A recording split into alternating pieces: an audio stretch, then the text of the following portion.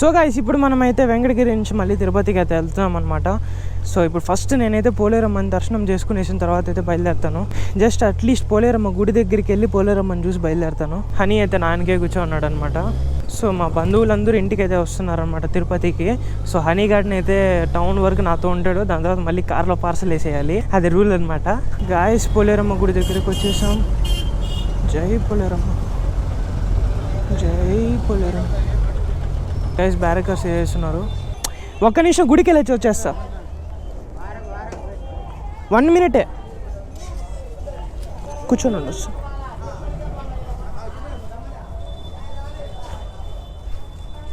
జై పోలేరమ్మ, జై Poleramma. So guys దర్శనం అయితే అయిపోయింది, సేఫ్గా ఇంక బయలుదేరేద్దాం.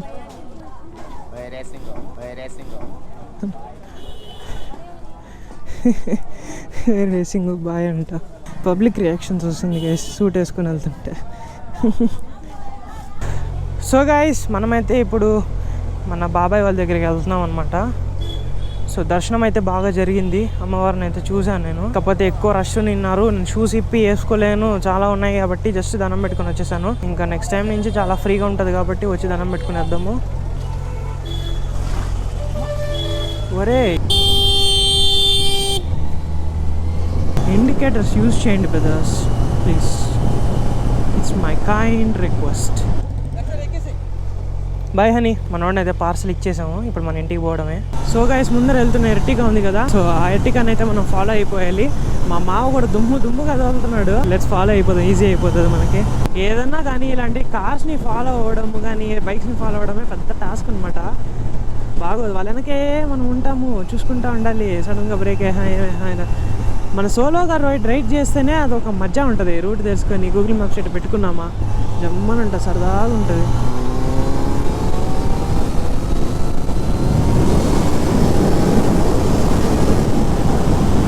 గైస్ పోలేరమ్మ జాతర గురించి మాట్లాడుకుంటే ఈసారి మాత్రం నెక్స్ట్ లెవెల్గా జరిగిందనమాట. ప్రతి సంవత్సరం దాని తర్వాత అలా పెరిగిపోతుంటుంది అనమాట నెక్స్ట్ లెవెల్. సూపర్గా అయితే దర్శనం జరిగింది, జనాలు ఫుల్గా ఉన్నారు, అది తెలిసిన విషయమే. బట్ అలవాటు అయిపోయింది ఈసారి జనాల్లో, అంటే మనం కూడా ఫుల్ ఫోర్స్ పెట్టుకోవడాలు జనాలతో ఇదైపోయామన్నమాట.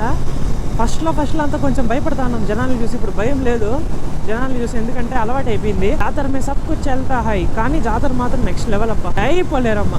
ఇప్పుడు క్లైమేట్ చాలా బాగుంది గైస్, యాక్చువల్గా అసలు హ్యూమిడిటీయే లేదు. టైం వచ్చేసి 9:42 అనమాట.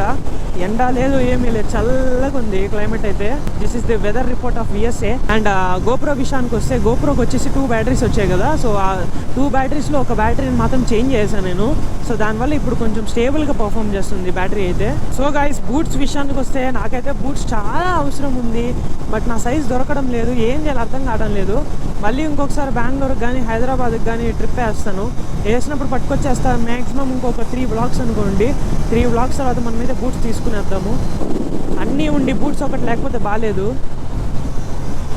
ఇప్పుడు నా యాపిల్ వాచ్ కూడా పనికిరాదు, ఎందుకంటే గ్లౌజెస్ ఇంత పెద్దవు కదా, సో వాచ్ చేయండి అనిపించదు, వేస్ట్. అందుకే మనమైతే తొందరగా ఇక్కడ ఒక క్వాడ్ లాక్ని అయితే ఇన్స్టాల్ చేపిద్దాము. సో మనకైతే వైబ్రేషన్స్ నుంచి ఐఫోన్ కెమెరా సెన్సర్ పాడైపోతుంది కాబట్టి దానికైతే మనకి షాక్ అబ్జర్వర్స్ లాగా ఉంటాయన్నమాట, కొంచెం వైబ్రేషన్ డాంపర్స్ అవి దాంతోపాటు తీసుకుందాం క్వాడ్ లాక్ని. అది కూడా ఆర్డర్ చేయించేస్తా. So full on professional rider అయిపోదాం. ట్రాక్లో నా బండి 560 km/h స్పీడ్లో పోవాలన్నమాట, అట్లా లాగుదాం. ఏమంటారు? నింజా కవాసాకి H2R మీ అన్నను కూడా నువ్వు బీట్ చేసేస్తావురా నేను తోలితే, ఏమంటావా? మీ అన్నను కూడా బీట్ చేసేద్దాం. ఏమన్నా ఒక పౌడర్ కోసం.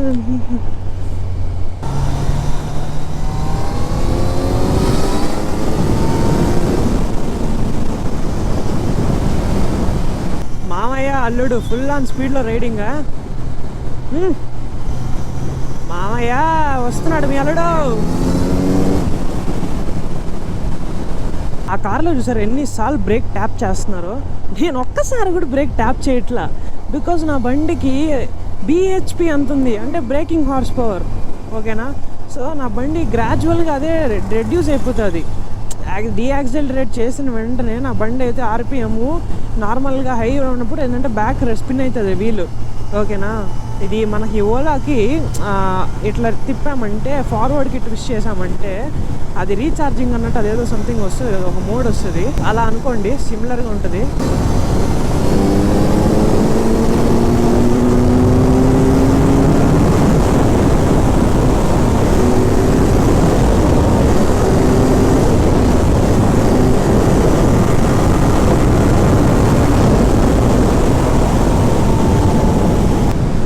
Was a good stretch.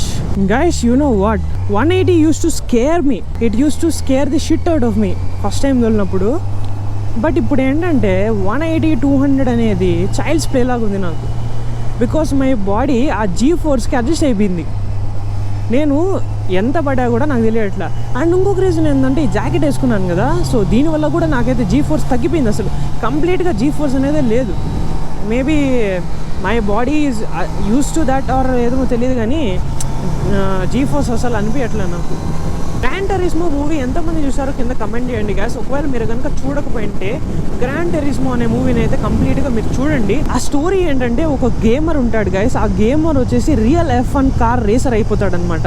So ఒక గేమర్ ఎలాగైతే రియల్ లైఫ్ డ్రైవర్ అవుతాడో, రేసర్ అవుతాడో, మీరు ఆ మూవీ చూసిన తర్వాత తెలుస్తుంది. ఆ మూవీ సీన్స్ ఉంటుంది, ఎడిటింగ్ ఉంటుంది, VFX. అరే అసలు కార్ మూవీస్ కానీ బైక్ మూవీస్ కానీ ఎడిటింగ్ ఉంటుంది, సూపర్ ఉంటుంది గైస్. బైక్ది ఓకే కానీ కార్స్ మాత్రం నెక్స్ట్ లెవెల్గా తీస్తారు.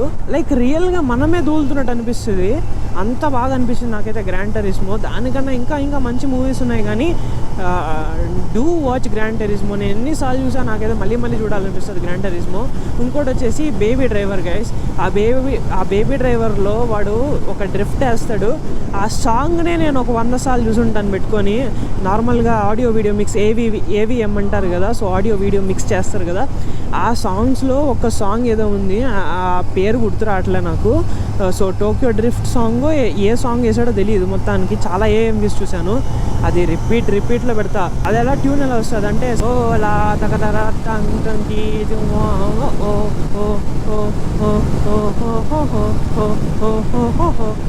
అని అసలు భయంకరంగా ఉంటుంది గైస్. అది నువ్వు ఎంచుకున్న రాగం ఏంటి, తీసుకున్న తాళం ఏంటి? పాట ఉన్నదే నెంబరు, నువ్వు పాడుతున్న టెంపో నెంబరు. తగిన 24 తగిన 68. సో గైస్, మీకు Z900 మీద వ్లాగ్స్ కావాలా, లేకపోతే డ్యూక్ డ్రాగో మీద మీకు వ్లాగ్స్ కావాలో కిందనైతే కమెంట్ చేయండి. నేను ఏమనుకుంటున్నానంటే నా డ్రాగో మొత్తాన్ని మాడిఫై చేయించేద్దాం అనుకుంటున్నాను. సో దాన్ని మాడిఫై చేయించి దీనికి ప్యానియర్స్ వేయించి దీన్ని టూరింగ్ వెహికల్లా వాడదాం అనుకుంటున్నా, లేకపోతే దాన్ని టూరింగ్ వెహికల్లా వాడదామంటారా? మీరు ఏమంటారో అది చెప్పండి గైస్.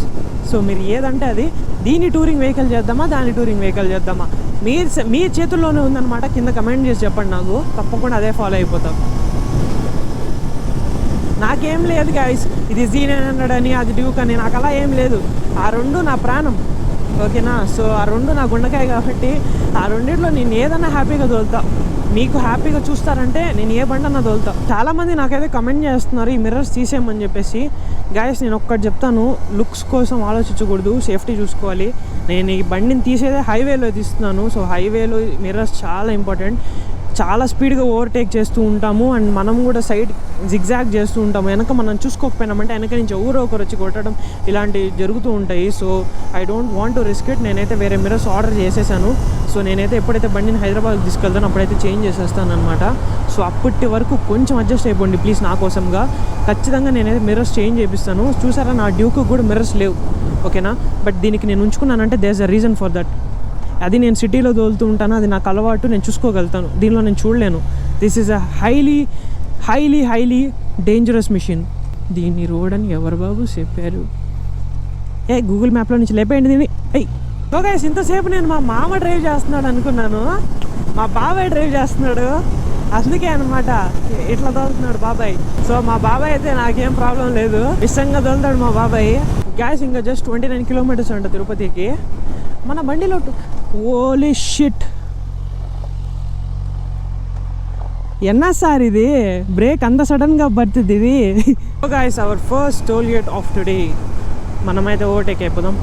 మంది ఫాస్ట్ ట్యాగ్ కాదనమాట మన బైక్కి, మంది బైక్ది ఫాస్టెస్ట్ ట్యాగ్ అనమాట. సో గైస్, నాకు ఒక క్రేజీ ఐడియా వచ్చింది.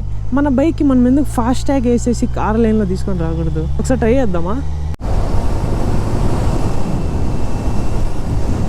గైస్ మనోడు చూడండి గైస్, హనీగా నాతో ఆడుకుంటున్నాడు. సెల్ఫీ ఇస్తారా అన్న, ఒక్క సెల్ఫీ అన్న అంట. భయంకరంగా ఆడుకుంటున్నాడు.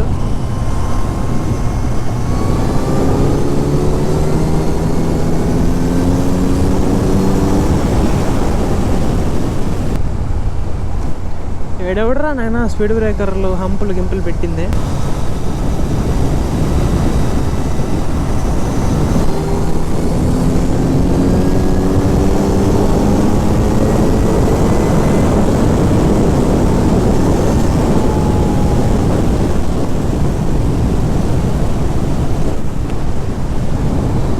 సో గైస్, నా ముందర అయితే ఒక రైడర్ ఉన్నాడు. వెళ్ళి తనకైతే ఒక ఫిస్ట్ పంపిద్దాము.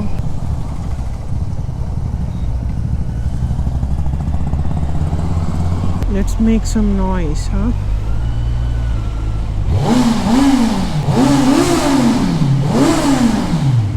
మనవాడైతే మన బండి ఎక్కాలంటే ఇప్పుడు మళ్ళా పార్సల్ సక్సెస్ఫుల్గా రిటర్న్ అయిపోయింది. మళ్ళీ గట్టిగా పట్టుకో హనీ, సరేనా? ఎట్లా అనిపించింది నేను పక్క నుంచి నీ బండి తోలుతుంటే? ఒక మూవీలో మెరుపు తీగలు వచ్చానంటాయంట, అట్లా పెట్టినాంట. ఏంది మెరుపు తీగలా కొట్టినాంట మమ్మీ. మెరుపు లాగానా? సో గైస్, మన హనీని అయితే డైరెక్ట్గా మా ఇంటికి పార్సల్ తీసుకెళ్ళిపోమని చెప్పారనమాట. సో మనోడు అయితే మాతో పాటు వస్తాడు. బాబాయ్ వాళ్ళు చిన్న వర్క్ చూసుకొని వస్తారు. మనమైతే ఇంటికి వెళ్ళిపోదాం. సో గైస్, ఇవాళ దేవరా మూవీ రిలీజ్ కదా, ఎలా ఉందో ఎంతమంది కింద చూసారో కింద అయితే కమెంట్ చేయండి. సో నేనైతే ఫ్యాన్ షోని మిస్ అయిపోయాను, ఎందుకంటే మనమైతే పోలేరమ్మ జాతరలో బిజీగా ఉండిపోయినాం కాబట్టి మనమైతే చూడలేకపోయాము. నేనైతే ఖచ్చితంగా ఇవాళ కానీ రేపటికి కానీ ట్రై చేసి అయితే చూస్తాను. బట్ మీలో ఎవరైనా కనుక చూస్తుంటే కింద కమెంట్ చేసి చెప్పండి సినిమా ఎలా అనిపించిందో. అండ్ నేనైతే మీకు ఇప్పుడు ఇంకో విషయం కూడా చూపిపోతున్నాను. అదేంటో ఒక 2 minutesలో మీకే తెలుస్తుంది. సో మా ఫ్రెండ్స్ అయితే నాకు ఒక చిన్న సర్ప్రైజ్ లాంటిది ఒకటి ఇచ్చారనమాట. అది ఏంటో జస్ట్ ఒక 2 minutesలో మనకి తెలిసిపోతుంది.